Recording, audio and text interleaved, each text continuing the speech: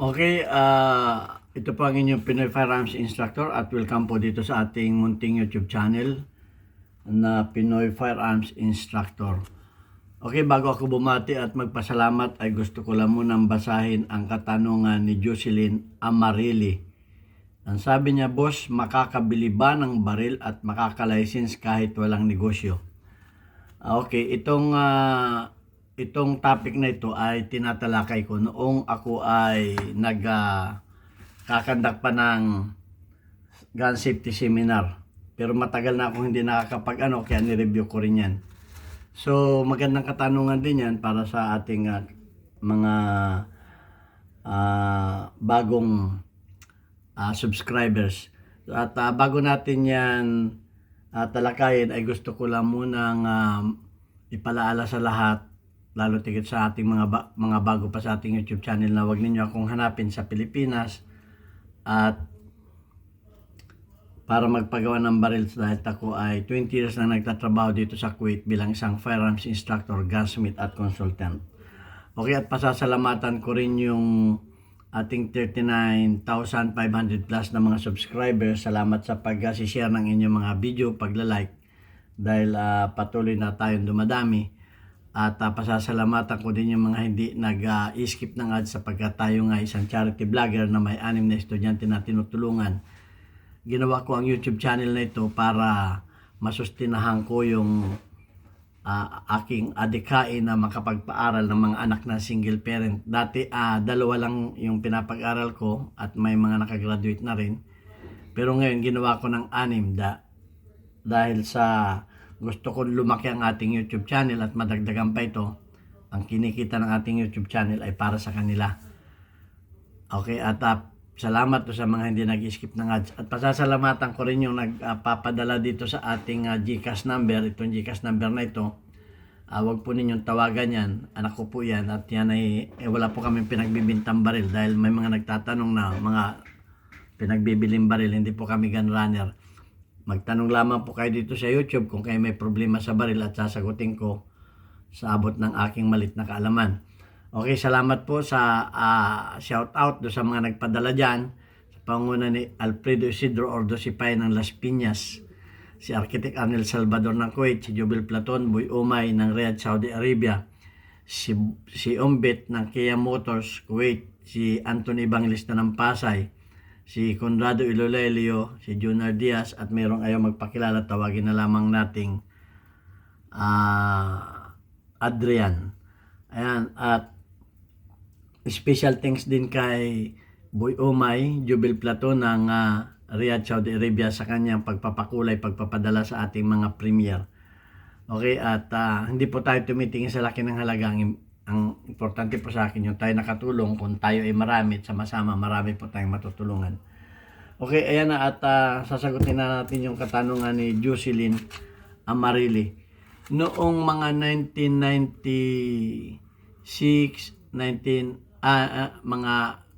yung mga 1996 na yan, hanggang nitong mga 2004, ako ay nagkakandak ng gun safety seminar.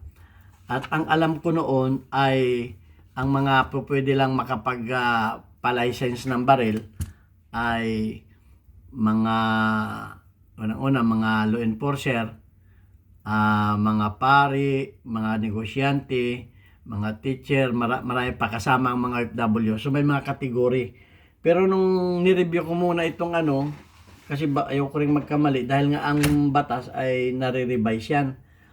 So itong gun law of binasa ko na muna itong gun law in the Philippines regulated by Firearms Explosive Office of the Philippine National Police in order to possess firearms. Person must be, ang sabi dito ay, person must be 21 years and pass the background check to be issued license to own, possess firearms o LTAP. Ngayon, basta ikaw ay Filipino citizen at ikaw ay 21 years of age ka na, pwede ka nang mag-apply ng LTAP, license to possess o to own and possess firearms. So yan ang ngayon ang ano ang bagong batas na kanilang inamend. Ang sabi dito ay only Filipino who have authority to possess firearms must be necessary application for license of their procured firearms of any type. Basta't Pilipino ka, 21 years ka na, pwede ka na mag-apply ng LTAP. Pag pumasa ka dyan, siyempre makakabili ka na at makakapagpalisensya ka na ng baril. Yan ang nakalagay dito.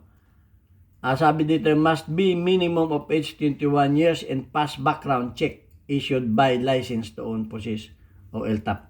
Basta nakapasa ka sa background check, makakabili ka na. Hindi na yung may mga bracket pa. Kamukha nung una na kung negosyante ka ba, pwede ka. Basta ngayon may makapasa ka sa LTAP, makakabili ka na. At ang mga requirements na nakalagay dito, license to own and possess, written application duly accomplished, 3 eligible copies. Dapat ito ang ninyo. Copies of original license to own, possess firearms. Dapat may copy ka na nung LTAP mo. Proof of billing, national police clearance, may neuro psychiatric clearance, drug test, 2 valid IDs, 1 government issued. So yan ang mga requirements na nakalagay dito. Requirements for yan ang mga hindi nakamukha noong una na merong bracket. Noon ako natutuwa noon dahil kasama doon. Hindi ko na wala na ngayon yung batas na yun na hindi ko na nakita kasi na to amendment na ito ito ay bagong na ito ng PNP, National Police. So nabago na yung dati noon na may mga bracket pa, pari, OFW, mga judges, mga teachers, mga kung natatandaan ko pa, mga judges.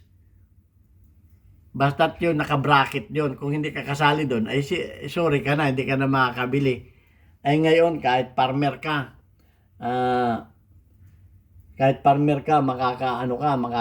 makaka-avail ka na ng ito yung accomplished LTAP application form, 2 copies, neuropsychiatric, drug test clearance, PNP Crime Laboratory Camp, PNP Regional Office, yan.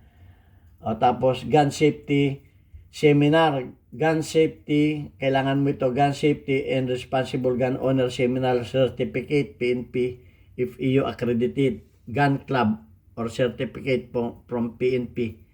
Yung mga accredited na gun club, pwede yan.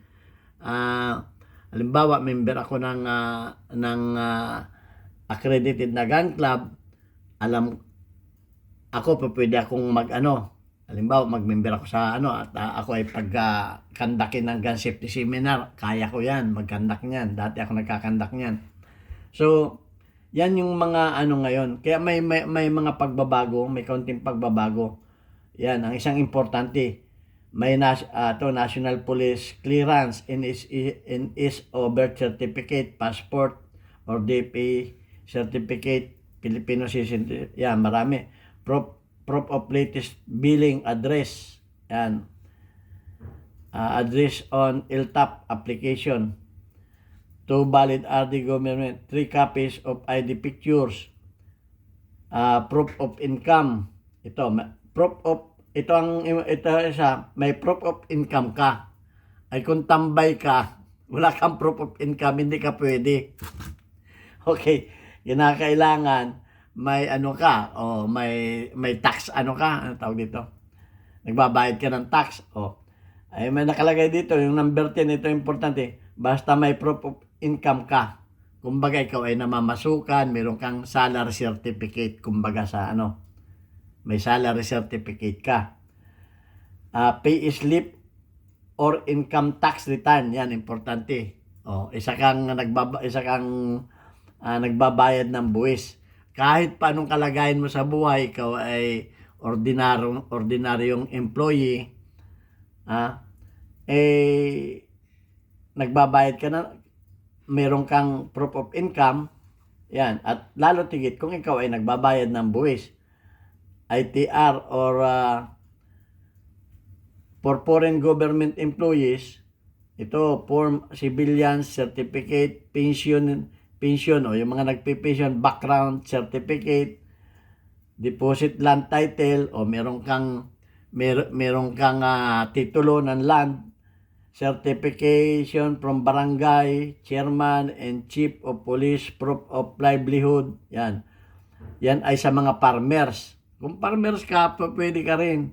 Yan lang ang kailangan mo sa mga farmer certificate from barangay, chairman, and chief of police for proof of livelihood. Yan ay for farmers only. Or other documents that may prove source of income. Okay, kung ikaw naman na hindi namamasukan, kung hindi ka naman namamasukan, may source ka ng income, kamukha ng ikaw ay farmer, pwede ka. Hindi na, kaya noon, hindi kasama yata ang mga farmer sa sa mga, pwede, parang hindi ko nabasin. So, pinalawak nila yung yung pwedeng magkameron ng license. So, kung yung mga kriminal may baril, bakit pa yung mga matitinong Pilipino, siguro naisip nila, bakit hindi natin pagbigyan lahat, basta na papasa sa criteria. Noon, kung hindi ka college graduate, hindi ka makakakuha. Kung hindi ka, may mga bracket. So ngayon, pwede na lahat. Hindi na tinatanong yan. O kahit ikaw ay isang farmer, o kung ikaw ay kung construction worker ka at empleyado ka ng isang malaking tawag dito, yung mga kalimutan ko ng tawag dyan, sa mga contractor ng mga malalaki o na mga registered at ikaw ay may tumatanggap ka ng salary, meron kang proof of billing, meron kang salary certificate, pwede ka mag-apply. Basta't pumasa ka dun sa mga neuro, pumasa ka dun sa yung mga nabanggit ko ng mga nabanggit ko dito. So para hindi na tayo maghaba at para mas malinawang pa kayo, hindi ko naman kayang ipaliwanag lahat yan. I-google na lamang ninyo yung gun law in the Philippines. Philippine gun law. Yan. License to own, possess firearms. I-google lang ninyo yan at mababasa ninyo lahat yan. Andyan na yan, pati mga penalties, yung mga carry outside residence ng firearms, marami yan, yung mga penalties niyan, madami ang rules niyan. So, ang tinanong lamang naman sa akin ay kung sino yung pwedeng makabili ng baril. So, ito lamang yung ko, dahil may pagbabago nga, buti nag-review ako kanina. Siyempre, bago ako i-review ko kasi nga ang batas nagbabago, may mga provision. Okay, may mga yan. So, ito na yung sagot sa katanungan ni Jocelyn Amarili. So, i-google ninyo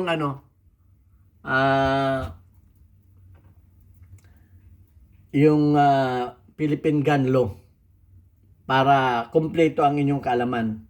Dahil hindi ko naman kaya nang ibanggit dahil haba tayo ng mahigit 1 oras kung ibabanggit natin yan. So yun lang ang tanong at yun lang ang aking masasagot yan. At ang masasabi ko ay kung tayo may mga baril na maging responsible tayo, owner.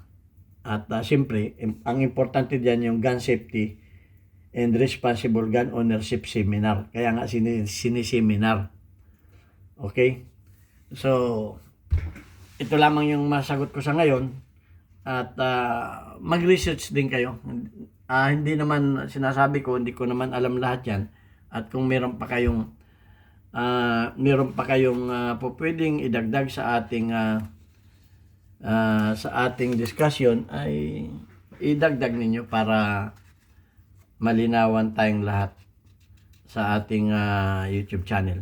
So, sabi ko nga, hindi ko naman yan alam lahat. Kamukha nung aking isang comment. Salamat dun, hinahanap ko yung Okay, at babasahin ko lamang yung ating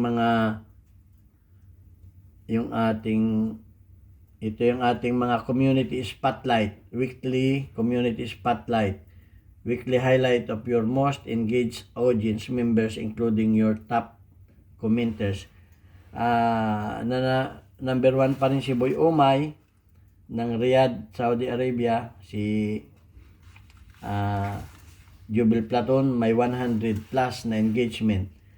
Si Phil Solar, Phil_Ria Phil Solar ay 30 ng engagement. Si Son Angelo ay 73 ang engagement.